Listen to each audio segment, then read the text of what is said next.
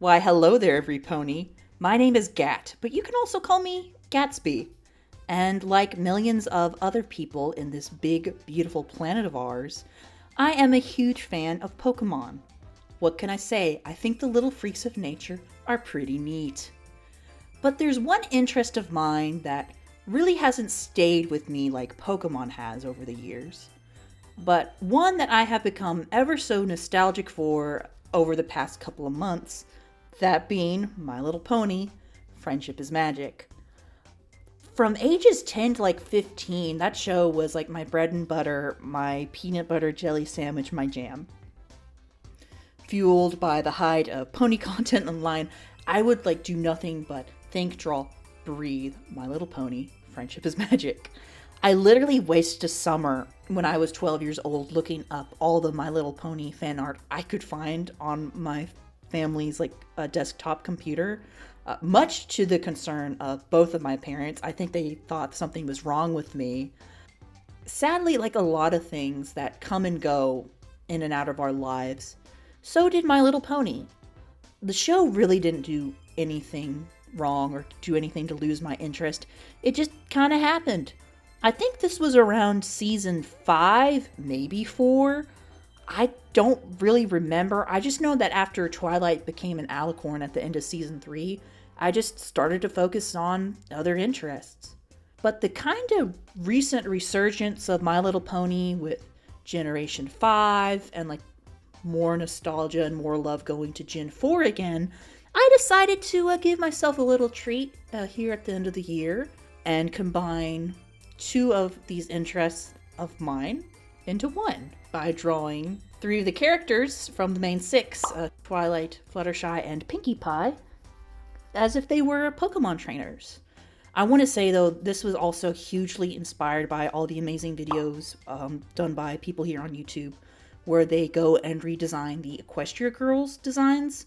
Those are all super lovely and have like such amazing art. You should go check them out. If you haven't, please do. Your life will be better for it. For this, however, I really didn't pay attention to their Equestria Girl designs.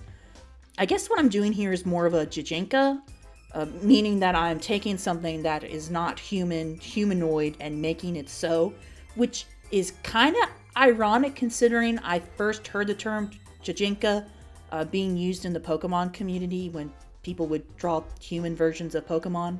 Anyways, it's art time, baby. Let's go. It's about the art. It's art time. It only felt right to start things off with Twilight. I mean, she's everyone's favorite purple pony. Probably. I don't know. I do know is that I had some goals for these drawings. One was that I wanted to draw them all in a setting as opposed to just like a white void. I suppose this makes this more of an illustration instead of character design. But it's whatever, the point still gets across, I hope. Just imagine what I'm drawing as maybe something you might see on the trading cards from the trading card games if you get like a trainer support card. I also didn't want to spend too much time on each piece. I timed myself to about an hour and a half for each one, mainly because I don't have the best attention span and I just wanted to see how far I could go in that period of time, if I could make something look semi-decent. Anyways, Twilight.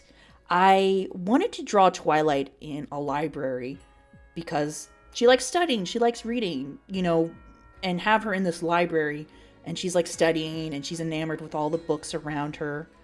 The specific reference image I had, though, had this perspective on it I wasn't too comfortable with drawing. So because of that, I did something that some artists might consider a taboo.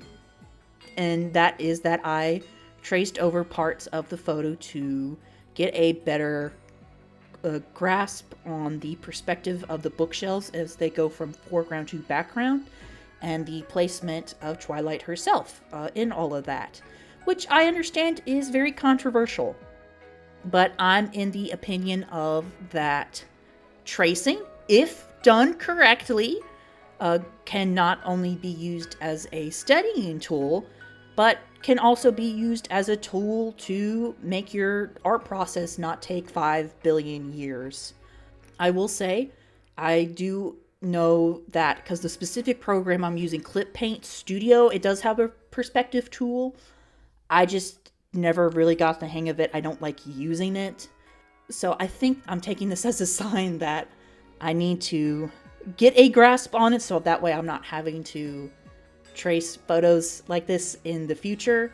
I will say for Fluttershy's and Pinkie Pie's art, I didn't trace it all. That was all just myself. We're all good.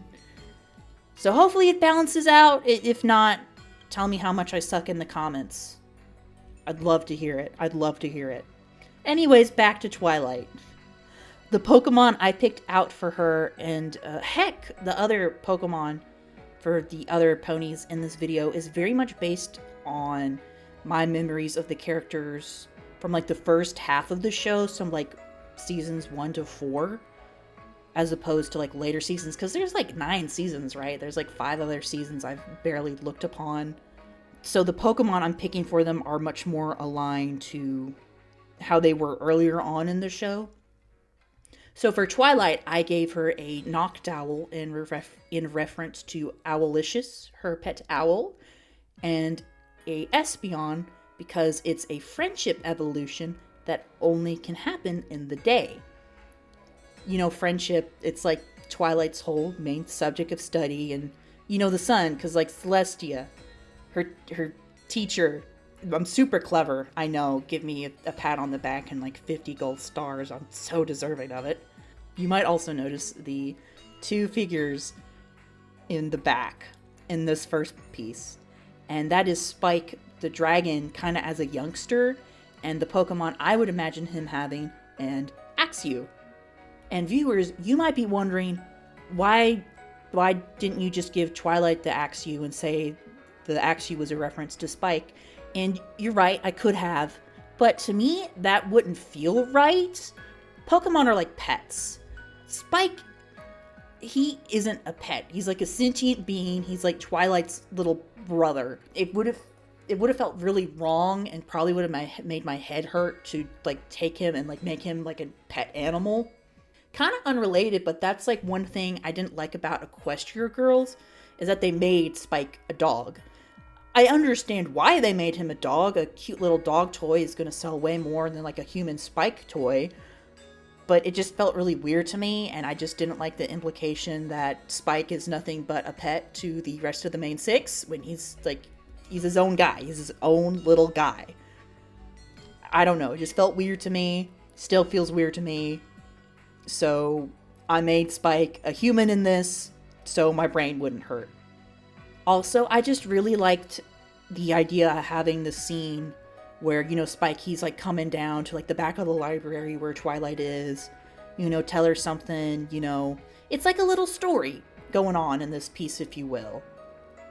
And I'm about done with the process piece here. I do go back after I'm done recording things, tweak some things, make things more cohesive. I will say I think I kind of scuffed it on the lighting. It looks a little weird. I think lighting and perspective are always things I want to get better at. So yeah, that's Twilight done with. And we're going to go on to our next subject, a certain yellow Pegasus pony.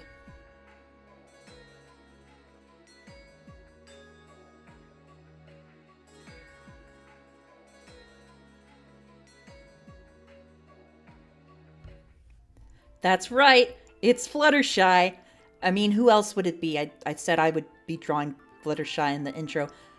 Could you imagine if I just like pulled a fast one on you all and just like said psych and started Rainbow Dash? That'd be really weird.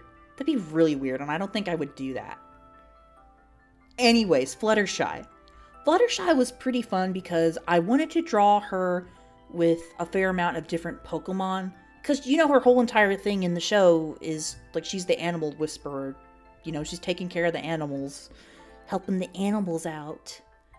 So, my idea is that maybe she's not necessarily a Pokemon trainer. Like, basically what I'm thinking of is just if you copy, paste, maybe tweak some things, you take Fluttershy from Equestria, and you plop her into the world of Pokemon, and then boom. Pretty much the same thing going on. So maybe not a Pokemon trainer per se, but she's looking after the funny little Pokemon creatures. And in this illustration, specifically, we have Fluttershy. She's like sitting on a rock.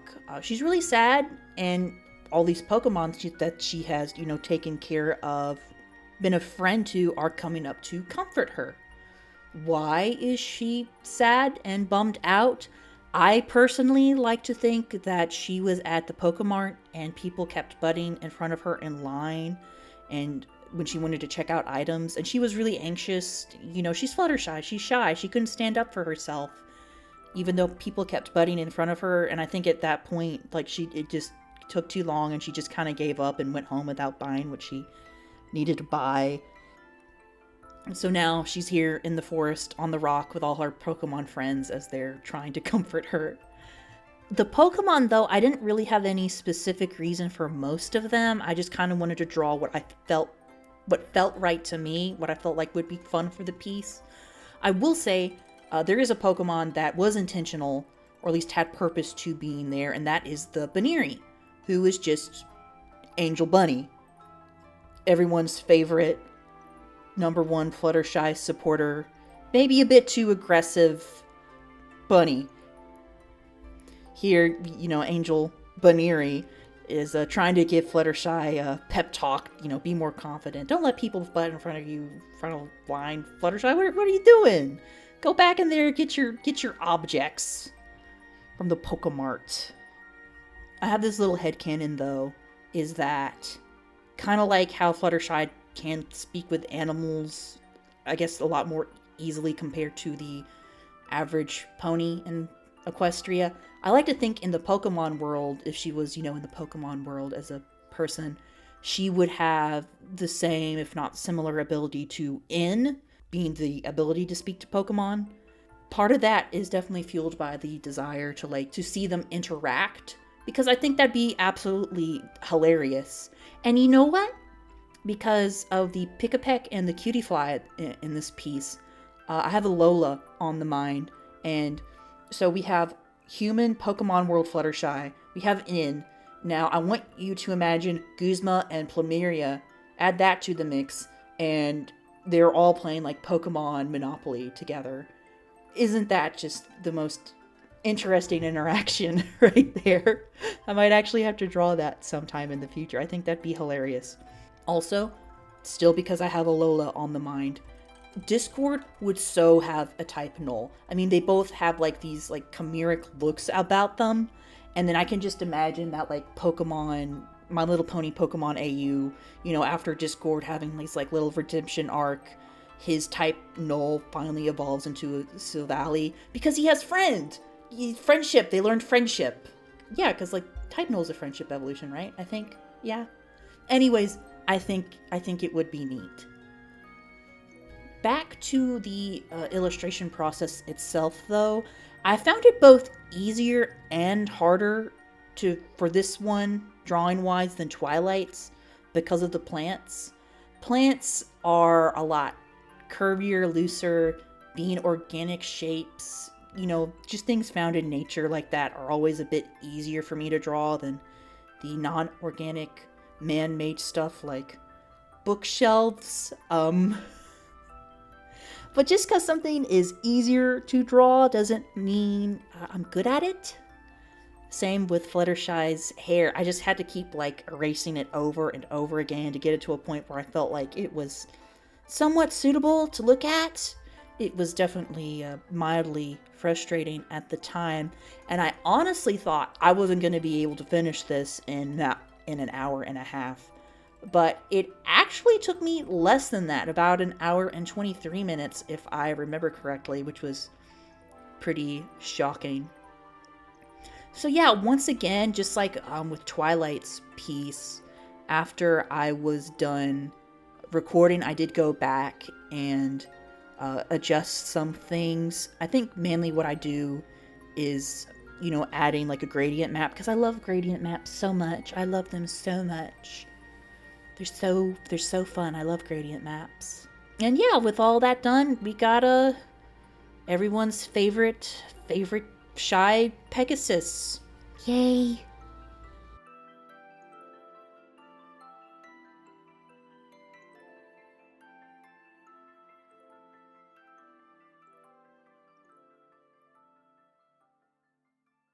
Last, but certainly not least, we have everyone's favorite party pony, Pinkamena Diane Pie.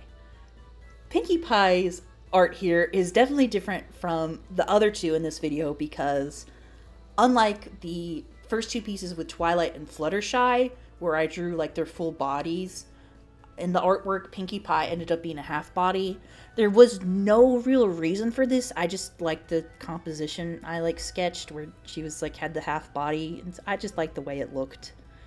Another thing that makes Pinkie Pie's art different than the previous two is that I actually did put some thought into her design instead of just doing like the first thing that came to mind, like with Twilight and Fluttershy. A lot of that just, coming into like how I wanted to do her hair. Like I knew I wanted to give her like this kind of underside cut because I think that would be such a fun contrast with her puffy hair. I wish though I kind of put more thought into like her clothes. I thought her clothes, like her apron or whatever, looked a little weird. I don't know. It's something, all right. It's not the worst. It's not the best. It's something. Onwards to the Pokemon explanations. Just 3 for this one. I feel like these are all pretty straightforward. I still want to explain them anyway, because that's kind of what the video is for, isn't it?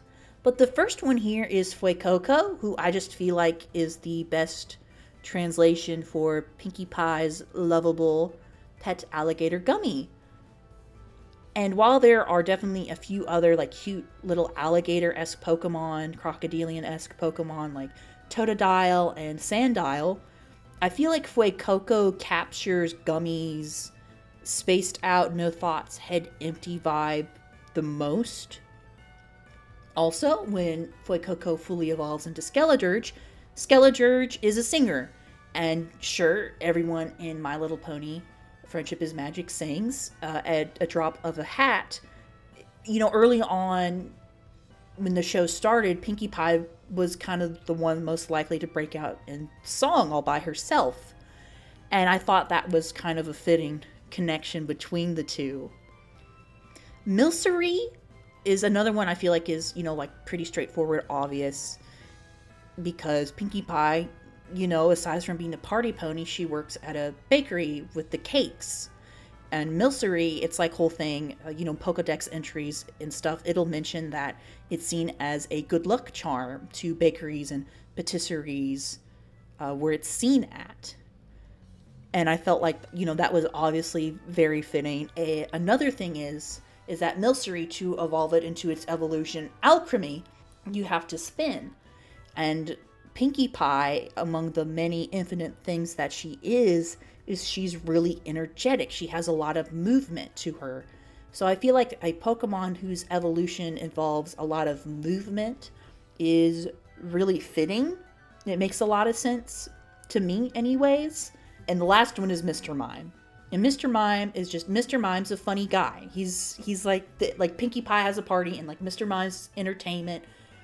He can help do chores, help her out doing things. Great hype man. Kind of wacky fourth wall breaky that Pinkie Pie is too. Arguably, with Mr. Mimes, how they use the barriers, whatnot with their psychic abilities. But another thing is that a lot of people out there, and I totally get it, argue that Mr. Mime is kind of weird. He's kind of creepy. He's kind of scary. There's definitely horror art done of Mr. Mime. And else who is just a fun personality that has also been interpreted as this scary, ominous figure, especially on the internet? Pinkie Pie. With all those creepypastas. I mean, cupcakes? Anyone? Am I right? Sweet Celestia, that traumatized me. so much as a child. Like, I didn't even read the creepypasta. I just saw like animations of it. It just made me so like sad and upset. Like, why would Pinkie Pie do that? That would never happen in canon. Anyways, I will say this piece ended up being my favorite out of the three. It might have to do with the fact that it's relatively a lot more simpler, not as much for me to mess up on, like Twilights and Fluttershy's. Also, the fact that I spent about an hour 45 minutes, a little bit over the time limit I set for myself. I guess those 15 minutes really made a difference. Well, maybe not, because like I said, this was definitely a lot more simple in like composition and, you know, elements in the illustration. You know, there was really nothing too crazy to this one. You know, just with like the background, there's just like a fridge and like some streamer party banners, I guess, to make it more like a festive, fun party time kitchen. And speaking of baking, I don't know what Pinkie Pie is baking. I'm gonna be honest, the only reason why I made the batter purple is because I thought the purple looked nice in the piece. I would say she's making poffins, but I don't think poffins are purple. I honestly don't think any of the little foods you can bake for Pokemon, or at least the ones in game that I'm thinking of, can be purple. Like, I know Poke Beans can be purple, but Poke Beans, I always thought they were like a bean. You can't, like, they're just like raw beans you're feeding your Pokemon. I love to be corrected on that, though. If there's like a purple Pokepuff, or like the little cupcakes or whatever you like would give them in Gen 6, like the Pokemon Ami or whatever, if any of those little things were purple, I would love to be corrected on that. Just another thing to use your imagination on if there is no like purple Pokemon food. And yeah, here we are, final piece done. Just like the other ones beforehand, I did add a gradient map because I love gradient maps. I think they're neat. And because Pinkie Pie's art is done, the whole video's done. What do you know? We're already at that point. Crazy how time flies. Do you have a favorite piece out of these three?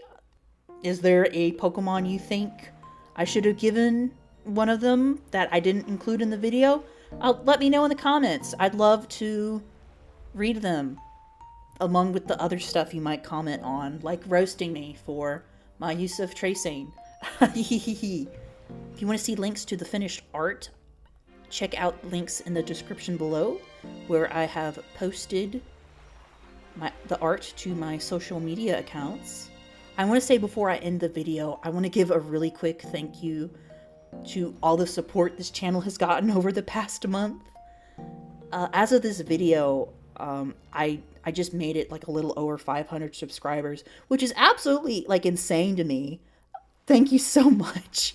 Because that's a population of a small town, like 500 people. Like 500 people, like a whole entire small town is like subscribed, which is just insane to me. I literally cannot thank you all enough. Hopefully, as we head into the new year, I'll be able to keep making videos for you all to enjoy. If you do like this video and you want to see part 2 where I do the rest of the main 6, you know, like, comment, subscribe, let me know you'd be into that. So with all that said and done, stay safe, be kind to one another, and have a happy new year.